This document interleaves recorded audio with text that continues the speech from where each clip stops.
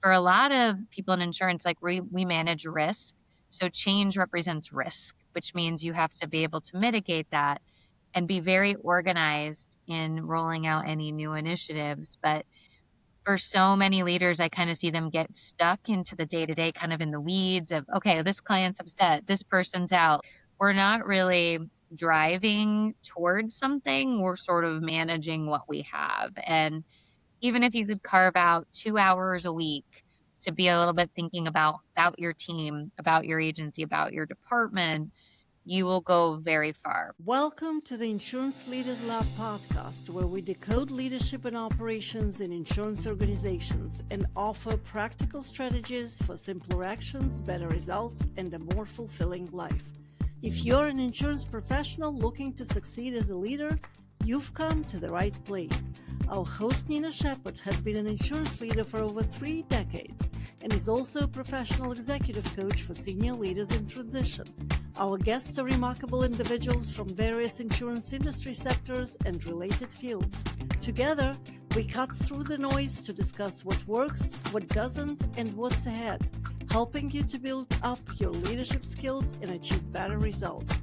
New episodes are released bi-weekly on Thursdays. Subscribe now to get your thinking juices flowing, one episode at a time.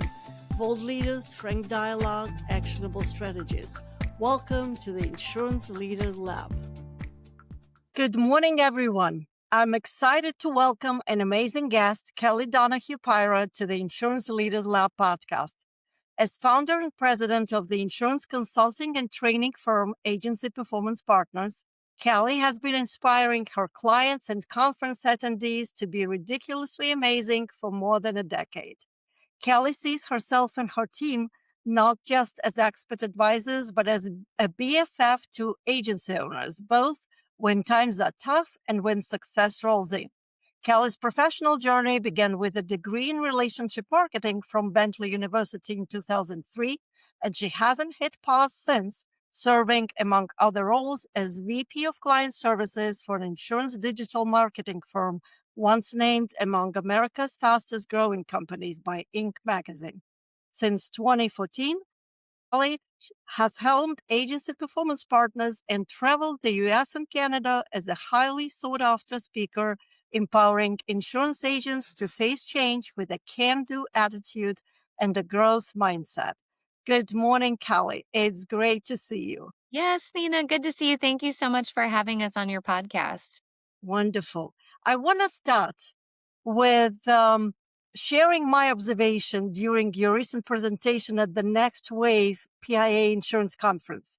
As you were talking about how to make an agency is more efficient in a soft market with declining revenues, I saw many agency owners put their phone down, listen, and take notes, which I don't often see in conference setting. And I want to say you got their attention because you were speaking their language and offering them very practical steps. And that's what agencies need today. So thank you for doing it. Would you like to share how it all started for you? Sure, sure. Well, thank you for attending and noticing those things. You know, it's interesting because I started my career in a bank-owned agency. So people always ask, well, why don't I own an insurance agency?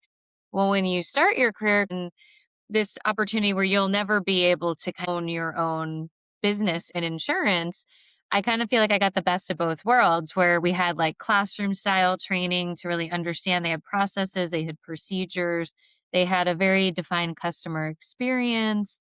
And so I learned very early on that training component, systems processes are really critical because you could take, an 18-year-old and make them somewhat valid, which I never want to meet my 18-year-old self. So I'm not even sure how that all worked. But even before that, I laugh because my dad was in sales and my mom was a teacher. So I find it very interesting how I matriculated to be sort of a sales Well, coach. yeah.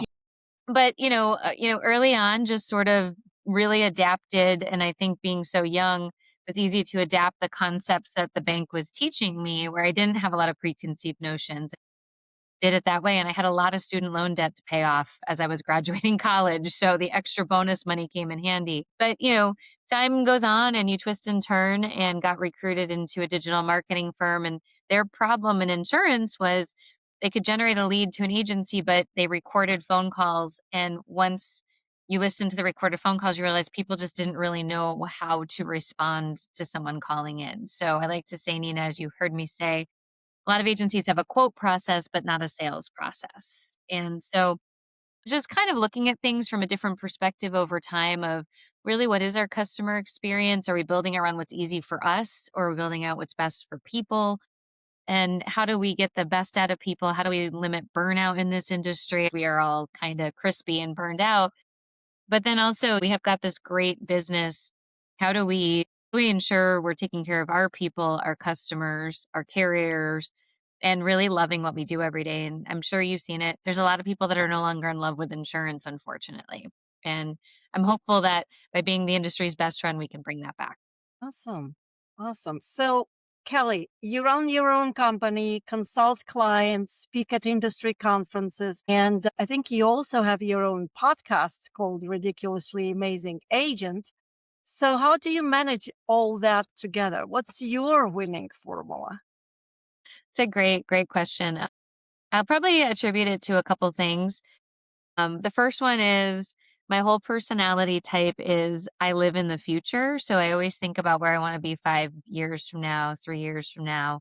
So I never think about what has to get done today. Like I do what has to get done today, but I don't overthink it, right? Like, oh, I don't feel like getting on with Nina on a Monday morning. Like I never think about that. I think about how can I structure things for the future. I also really, really firmly believe, and we teach our clients this, I don't touch things I'm not good at. So, like, I don't do accounting. I have a two-person marketing team, so I don't mind hopping on the video, but I'm not gonna be really good at all the posts and all of that. I can get it out and go from there, and then, over time, I think one of the things that I love now more than ever, when you start a business, it's really all about you for a long time, right? Like, you've gotta make it all work. And in the consulting business, similar to insurance, you almost have to overwork for a good year and a half, 2 years so that you can afford the first producer, right? Like, there has to be enough bandwidth in there. And so now what it is that has all changed for me owning this business for almost 12 years is I love watching my team develop. I love watching them hit new goals. I love watching them. Like one of our team members is able to buy his first house and he's in his early 20s because of the work he's put in. Those are the things that make, I mean, the client wins are also amazing. I love those very much, but it's super amazing when you take somebody and see them hit their goals and their dreams because they've taken part in something I've created. It's awesome. It's not only for you personally, I'm sure agency owners can take your advice and do the same. Like, if you don't love prospecting and you have enough referrals coming in, then you have to get someone who is wants to go build a book. If you don't love the marketing side, find somebody who does love to do all of those things. Even over time, you just can't do it all. So you have to focus on what you're really good at. And you get to pick because you own the place.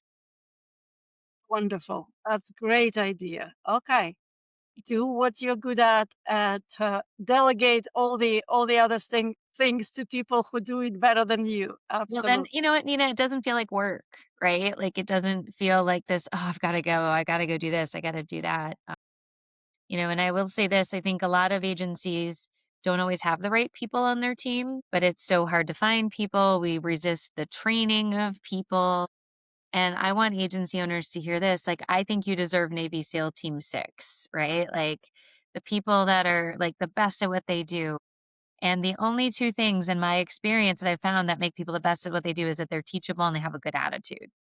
And so if you have people on your team that are not teachable, they're not humble and hungry, and they don't have a good attitude, you're just always going to have what you have and you might start getting burned out and regret it. And I think that's actually why we've seen so much M&A activity is people are like, "Oh, I don't want to have to, go do all of these things.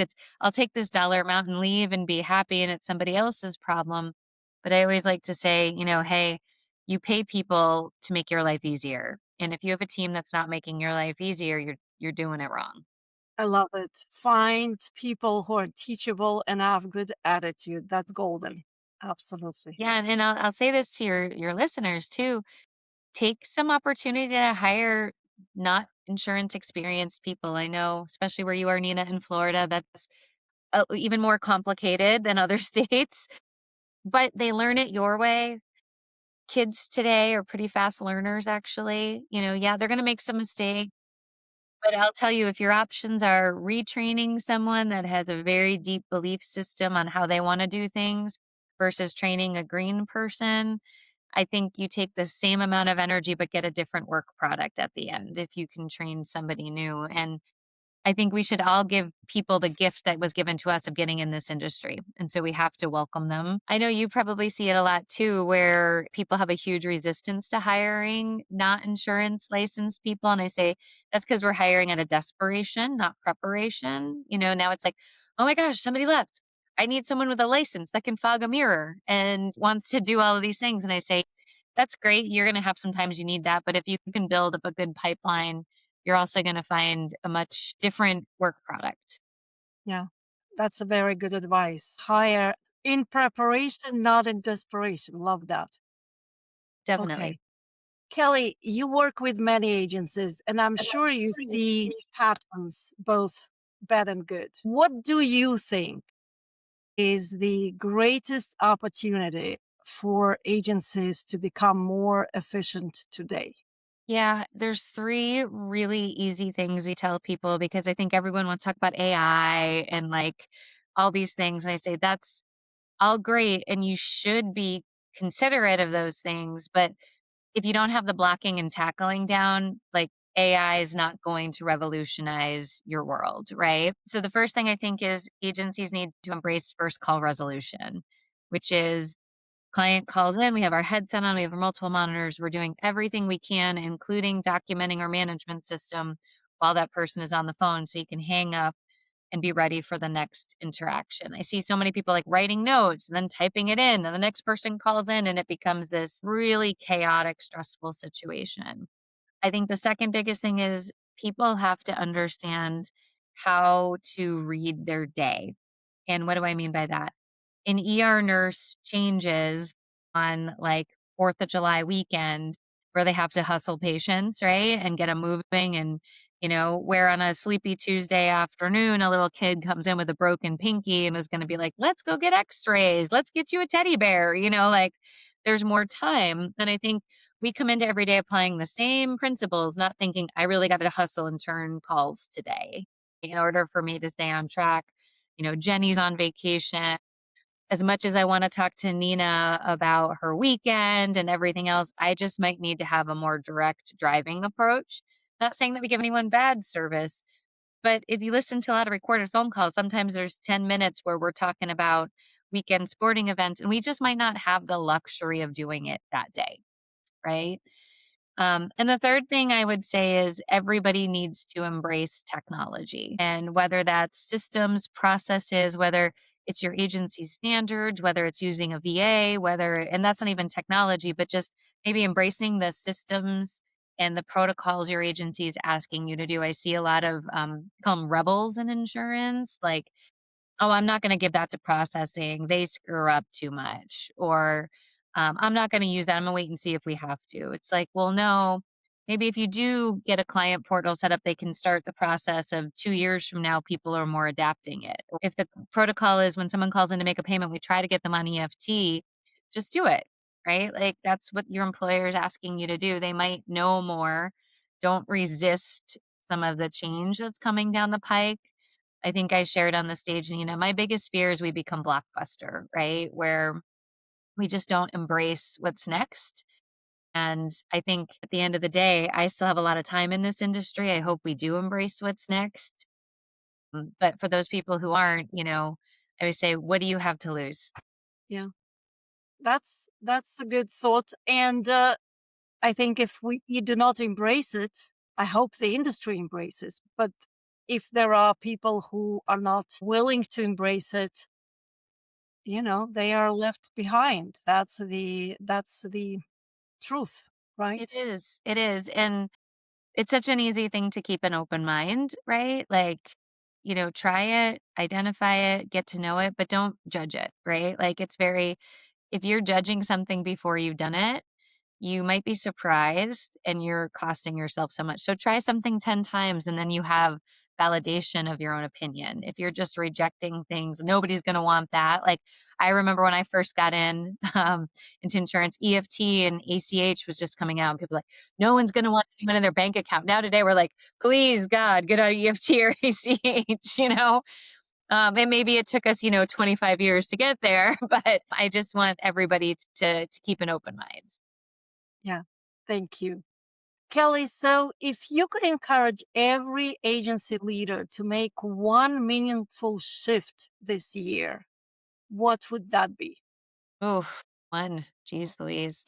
I would say it's really important to run your team like a business, right? Facts, not feelings. Identify your roadblocks, work to solve them. Identify a really clear strategic plan so that you can execute on it. But also believe in your team that they can do it. I see a lot of leaders build plans around people. So "Oh, I don't think Sally will wanna do that." And I'm like, "But what about Sally's customers?" When do we not make it about us, and when do we make it about the customer at the end of the day?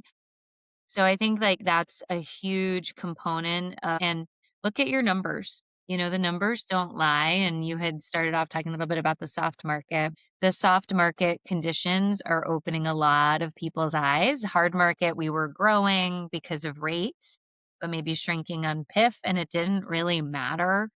But now we're shrinking in PIF and shrinking on rate, and so now people are a little bit jarred by it. And I like to say, "Hey, you know what? You can look at your numbers from a lot of angles, premium, revenue, PIF count, client count. The bottom line is if they're all going down, we have to embrace the idea that what we're doing isn't working and we need to do something different." Okay. So true. Kelly, there is a reason that this podcast is called Insurance Leaders Lab. In our industry, we often become so absorbed in daily tasks and goals that we narrow our focus and lose sight of the bigger picture.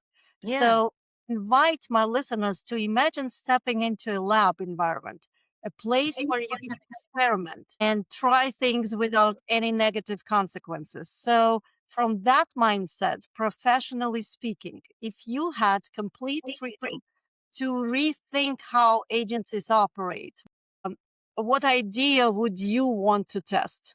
So this is great because I say this one a lot and people think I'm kind of crazy and then they sort of digest it. So mine would be buying an agency, just like a base, like standard run of the mill, couple people, right? Couple $1 million in premium, just a real standard agency. I would take all the branding off the building. I would shut it down. And for a year and a half to 2 years, we would only work the current book of business. We would clean it up, optimize it, ask for cross sells, everything under the sun, provide those people unbelievable customer experience. Then 2 years later, come back, new branding, go out to all the community events, get producers, make a big splash. But if I bought it, I would want to optimize my asset, right? Before I started adding more into it. And for most blocks of business, there is so much you could do within your current business from organizing it better, getting people on EFT, getting client portals set up, learning about their kids and their dog and being super proactive. And then I would have enough referrals to facilitate an inbound team and I could get producers with a big splashy marketing campaign on our new outbound scenario. But no, my systems were working perfectly inside so that every piece of new business I had my defined customer experience. And now we could just put little rocket fuel in the tank. Wow, this is great idea. I love it. Such I a get great it. I think it's harder when it's your book that you've created, right? To think about shutting it down. But if you bought something and you had no emotional tie to it, right? yes. And then I would look to see what team members I felt were good, get them trained, give them space to train, but still be growing in a very simple, efficient way without spending lots of money on marketing and everything else. Leverage what you have, leverage your assets. Love it. Yeah. Kelly, this has been such a valuable conversation. As we are approaching the end of it, what word of wisdom do you have for our listeners as they think about their next steps as leaders? Yeah. What I would say is, especially as leaders, we have a whole leadership training that I think that the biggest thing that you could ever do as a leader is invest in your people and invest in breaking down some of the mental blocks that they have, showing them a future for themselves, like not just getting stuck in I call it like, okay, well, this is how it is. It's always busy here. It's always so overwhelming. Like, you have to, as a leader, be like, paint a little bit a picture and a vision of how it could be if they're willing to follow you on this journey. And for a lot of people in insurance, like we manage risk. So change represents risk, which means you have to be able to mitigate that and be very organized in rolling out any new initiatives. But for so many leaders, I kinda see them get stuck into the day-to-day, kind of in the weeds of, "Okay, this client's upset, this person's out." We're not really driving towards something, we're sort of managing what we have. And even if you could carve out 2 hours a week to be a little bit thinking about your team, about your agency, about your department, you will go very far. And if that still seems a little out of unattainable, my other big advice would be to just start by doing one-on-ones with all of your direct reports once a month. It's such a big game changer, and I think so many people feel, "What do we say? We don't have time." But if you just stop and listen to them, look at the numbers, coach them, that will pay you back tenfold over the long haul. Otherwise, all you're doing is you're just a 911 operator putting out fires all day long, and I think that conversion is huge.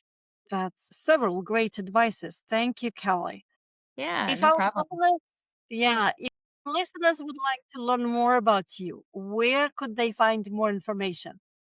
So you can just go to agencyperformancepartners.com. You can find us on YouTube. Like Nina said, we have a podcast, we have social media channels, and we do a blog once a week. So we actually have over 1,000 blogs on our website. So there's lots of people who go there and search as well and say, what's a good incentive plan? Or how do I overcome someone that keeps showing up late to work every day? And we've got it all. We're happy to talk to anybody interested. This is the only thing that we do. So we don't know how to run a dry cleaner. We just know how to work with insurance agencies. Kelly, it was so useful and great conversation. Thank you very much for taking time to come to my recording today and for sharing your insights with our listeners.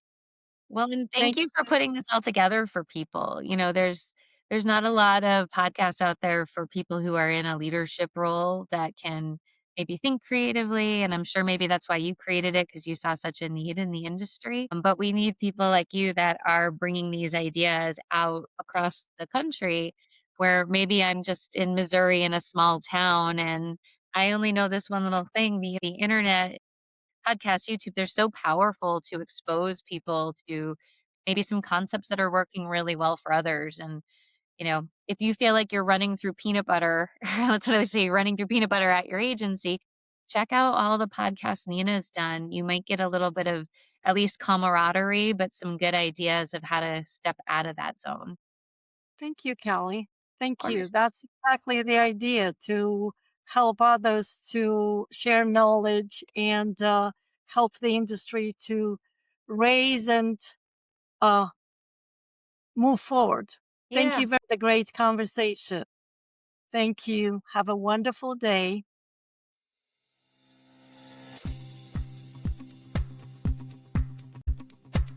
Thank you for listening to this episode of the Insurance Leaders Lab podcast. If you like what you've heard, please like it and leave a review on your preferred podcast platform.